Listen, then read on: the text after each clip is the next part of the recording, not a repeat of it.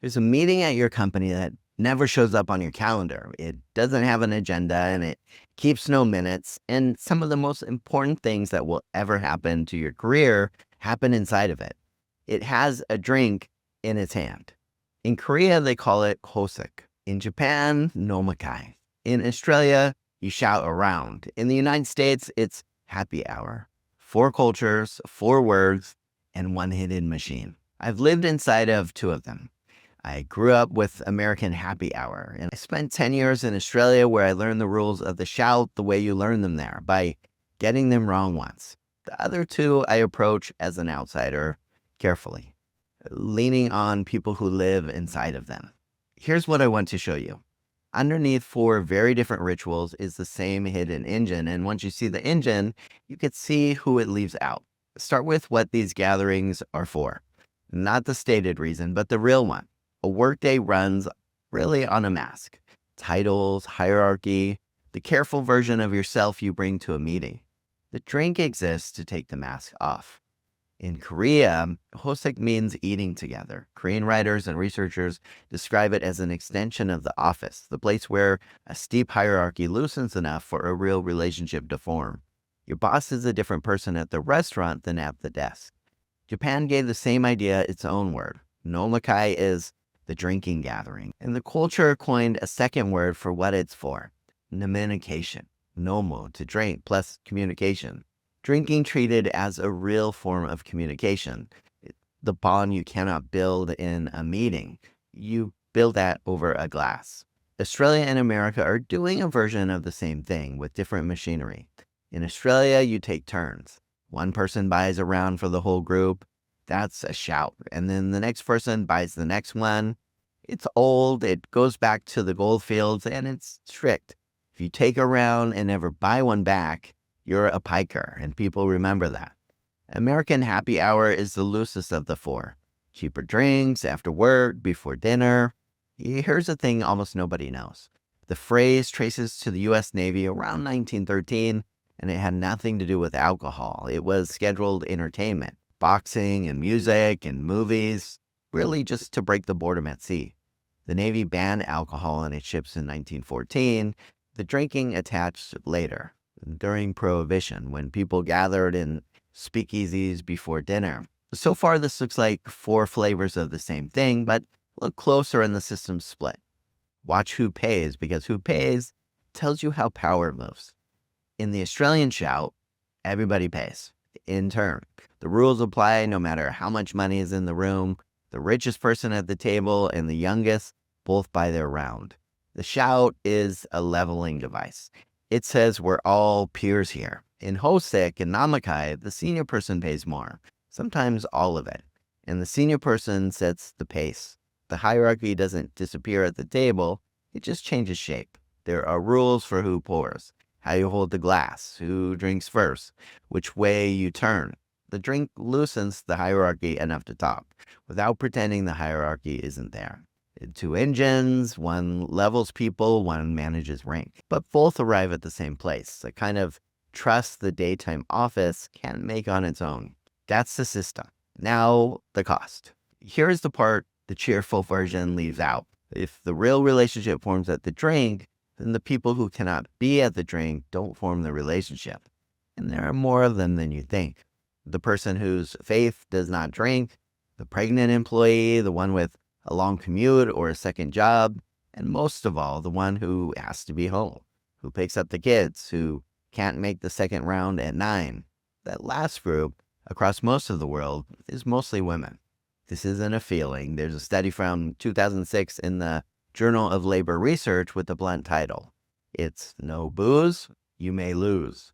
Looking at survey data, the researchers found drinkers earn roughly 10 to 14% more than people who didn't drink. And American men who went to a bar at least once a month earned more on top of that. Their explanation was social capital. The drinkers were out building the relationships that turn into opportunities. Now, I have to be careful here. We're not overselling a number, but that's a correlation, not proof of cause. The authors themselves admitted that they could not tell whether non-drinkers were choosing to stay away or being left out, but you don't need the study to prove cause to feel the shape of it. Researchers at NC State interviewed successful professionals who don't drink, and they found those professionals often felt that being a non-drinker was treated as a kind of deviance, something to manage, something to disguise, so it wouldn't cost them. And in Korea, scholars studying workplace networks describe something sharper. The informal ties that move careers tend to exclude women, which pushes women to build a different, more open kind of network just to get access. The after hours world isn't neutral. It has a door, and the door is not the same width for everyone. So when someone says the drink is just bonding, just optional, just fun, ask the harder question. Optional for whom? Bonding for whom?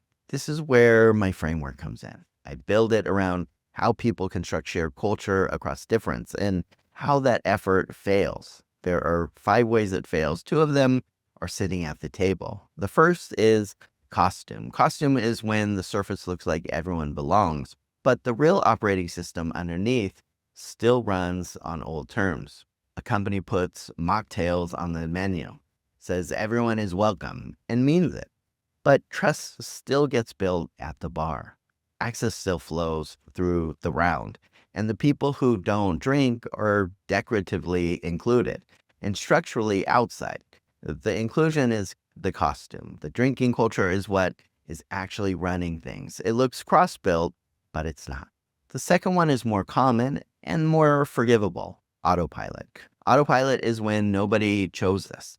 The drinks after work are just how it's always been done. The drinkers bond and the non-drinkers slip out.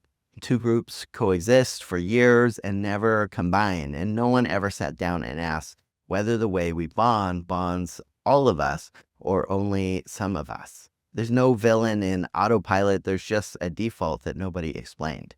Most teams are not being cruel, they're on Autopilot. But Autopilot still has a cost, and the cost still fails on the same people. Here's the part I actually care about, because this channel believes the work is worth doing. The function is real. The need under all 4 rituals is a real human need. People do need a place where the mask comes off. And teams do bond better when they have seen each other as people.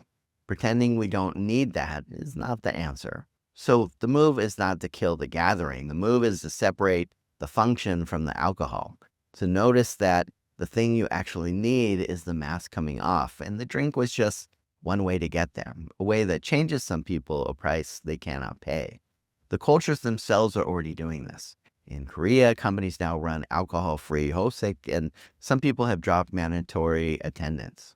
In Japan, there's a word, Nomikai, drinking harassment. And since 2022, there's a national law against power harassment, part of why managers are rethinking the pressure to attend. And here's the part that surprised me. Surveys in Japan suggest younger workers don't actually hate getting together. A lot of them want the connection. Change Nominication to respectication. Keep the respect, drop the requirement. That's the whole thing. The relationship was never really about the alcohol. It was about the attention, about being in the room when the masks come off. So build the room, just build a door that everyone could actually equally walk through. The most important meeting at your company still will not be on the calendar. It doesn't have to have a drink in its hand, and the day you notice who's been missing from it, you have already started to build something better. I'm John. This is Crossbuilt. See you next time.